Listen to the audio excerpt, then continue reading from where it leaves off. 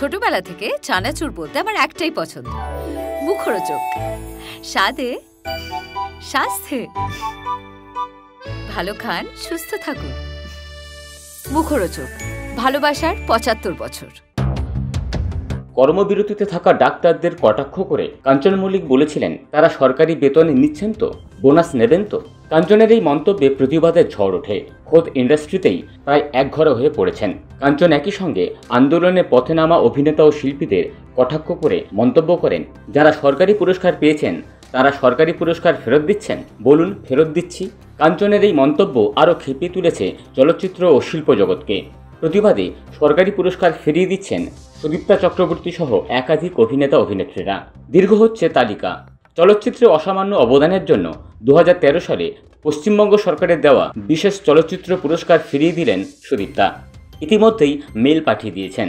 সেই সঙ্গে পুরস্কার মূল্য হিসাবে পাওয়া 25,000 টাকাও ফেরত দেওয়ার কথা জানিয়ে দিয়েছেন অভিনেত্রী এবং জানিয়ে দিয়েছেন বিচারের দাবিতে রাস্তাতেই থাকবেন।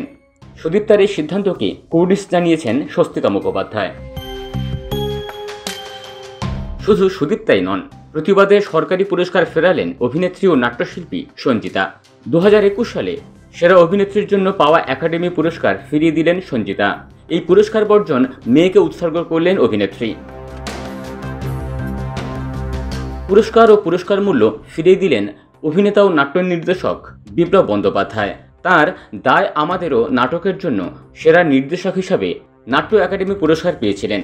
তিনি লিখেছেন, শাসকের পুরস্কার এবং পুরস্কার মূল্যের চেয়ে আমার মেরুদণ্ড একটু হলেও বেশি দামি। রাজ্য সরকারের থেকে পাওয়া নাট্য রচনার সর্বোচ্চ সম্মান দীনবন্ধু মিত্র পুরস্কার ফেরালেন নাট্য ব্যক্তিত্ব চন্দন সেন। এখন দেখার এই তালিকা আরও কত দীর্ঘ হয় এবং একই সঙ্গে এটাও পরিষ্কার যে কাঞ্চনের ক্ষমা ভিক্ষা চাওয়াতেও বরফ আপাতত গলছে না।